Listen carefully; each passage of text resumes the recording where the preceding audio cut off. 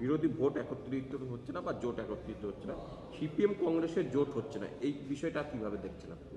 দেখুন, শূন্য শূন্য যোগ করলে শূন্যই হয়। তো সেই শূন্য, একটা শূন্য কেটে গিয়েছে, আর একটা শূন্য আমাদের সঙ্গে থাকার জন্য আগ্রহ দেখিয়েছে বা আমরাও তাদেরকে নিয়ে চলার আগ্রহ দেখিয়েছি। তো সেক্ষেত্রে যদি তিনারা মনে করেন যে আমরা কেউ অচ্ছুত না, তাহলে হবে। আর যদি কেউ মনে করে যে আমরা অচ্ছুত, সিপিএম কংগ্রেস যেমন একা চলার কথাবার্তা দিয়েছে, তেমনি যদি সিপিএমও সেই স্ট্যান্ড নেয়, বা যদি আইএসএফ এর সঙ্গে সিপিএমের তো একটা জোটবদ্ধ ছিল 2021-এ, সেটা 2024-এ ছিল না, আপনারা জানেন। তাদের মধ্যে কি হবে না হবে এই নিয়ে আমি ডিটেলস কিছু বলতে চাই না। আমি এদের সঙ্গে নিয়ে চলতে আগ্রহী। যদি এনারা কোনো কারণে, সবার নেতৃত্বেরই সিদ্ধান্ত নেওয়ার অধিকার রয়েছে যে একা একা ভোটে লড়া, কেউ যদি সেই সিদ্ধান্তে নেয়, আমি তাদের প্রতি কোনো কটূক্তিও করব না, তাদের শক্তি নিয়েও কোনো আলোচনায় যাব না। আমি শুধু এইটুকু বলবো যে আমি জনতা উন্নয়ন পার্টির পক্ষ থেকে এই মুহূর্তে একাই 135টা আসনে প্রার্থী মোটামুটি ঠিক করে রেখেছি, এবং আজও কিছু জায়গা থেকে আমার কাছে ডিমান্ড এসছে, চিঠি এসছে যে জনতা উন্নয়নের হয়ে ভোটে লড়ার জন্য। তো মোটামুটি আমার 182টা আসন প্রার্থী দেওয়ার মতো জায়গায় আমি একাই আছি, জনতা উন্নয়ন পার্টি। তাহলে ধরুন 294-এর মধ্যে 182টা যদি আমি প্রস্তুত রাখতে পারি, তাহলে আরও বাকি থাকছে কত? 112।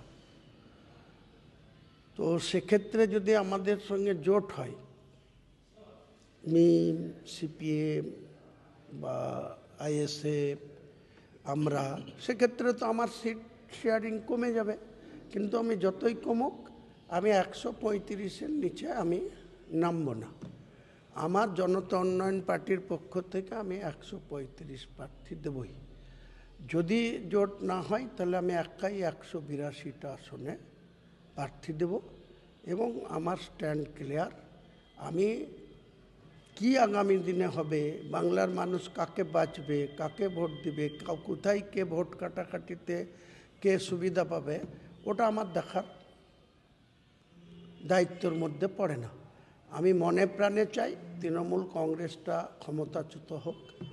সেটার সঙ্গে যদি কেউ বাস্তবটাকে মান্যতা দিয়ে যদি আইএসএফ বা সিপিএম জোটবদ্ধ হয়, কারণ আমার সাথে মিমের যা কথা হয়েছে, ওরা খুব নমিনাল একটা সিটে তারা ডিমান্ড করেছে। তো আমি যখন সিপিএম আসবে না বা আইএসএফ আসবে না, তখন মিমকে সেই নমিনাল সিট, তাদের যা ডিমান্ড, সেটুকু আমি মেনে নিয়ে বাকি 182টার মধ্যে তারা 15টা সিট চেয়েছে। তো যদি সবাই মিলে জোট হয়, তখন ওই সিটের সংখ্যাটা হয়তো আরও একটু কমবে, তারা 10-এ আসতে পারে, 12-এ আসতে পারে। যদি সিপিএম আইএসএফের সঙ্গে না হয়, তাহলে তো আমি ওনাদেরকে 15টা সিটই দিয়ে দেবো, আর আমি 182, 15 বাদ গেলে যা থাকবে 167, আমি নিজেই একা লড়ব, আর মিমকে দিয়ে দেবো, দিয়ে আমরা লড়ব। সিপিএম আইএসএফ লড়ুক না, কংগ্রেস যেমন আলাদা লড়ছে, তারা যদি আমাদেরকে অচ্ছুত ভাবে, তারা আলাদা লড়ুক, আমরাও আলাদা লড়ব, এতে আমাদের কারো কিছু যায় আসে না। আমি দল করেছি, আমার মূল টার্গেট তৃণমূলকে পরাজিত করা এবং বিজেপিকেও মেজরিটিতে না পৌঁছাতে দেওয়া। কে কত সংখ্যায় পৌঁছাবে সেটা তো কাউন্টিংয়ের দিনে হবে। সেই আগাম কোনো আমি অ্যাস্ট্রোলজার না, বা আমি প্রেডিকশন এই মুহূর্তে কিছু করছি না, কিন্তু আমি স্টিল নাও আমার জায়গায় আমি আছি।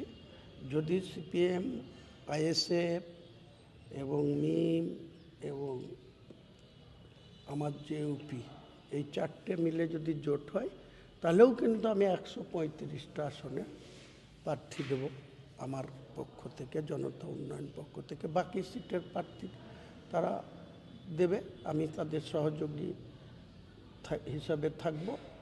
সেক্ষেত্রে নেতৃত্ব যদি জোটের নেতৃত্ব যদি সেলিম সাহেব দেয় সেটাও আমি মানব, কিন্তু অন্য কাউকে জোটের নেতৃত্ব মানব না।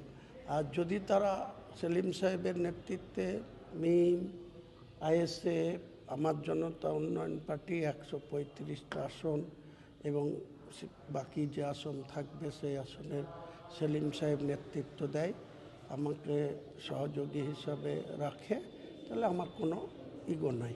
কিন্তু যদি কেউ আমাকে হেলাফেলা করে, যদি ভাবে যে আমি তারা যা সিট দেবে সেটা আমাকে মেনে নিতে হবে, আমি কোনো মতেই সেই জায়গায় নেই। আজকের দিনে বাংলার মানুষের কাছে হুমায়ুন কবিরের যে গ্রহণযোগ্যতা বেড়েছে, সেই গ্রহণযোগ্যতা অনুযায়ী আমি যদি জোট না হয় সিপিএম বা আইএসএফের সঙ্গে, তাহলে আমি একাই 182টা আসন, সঙ্গে মিমকে 15টা আসন দিয়ে 182 আসনে জেইউপি এবং মিমে মিলে 182 আসনে লড়ব। ফল কি হবে বাংলার মানুষ সিদ্ধান্ত নেবে, আমরা সেটা মাথা পেতে মেনে নেব।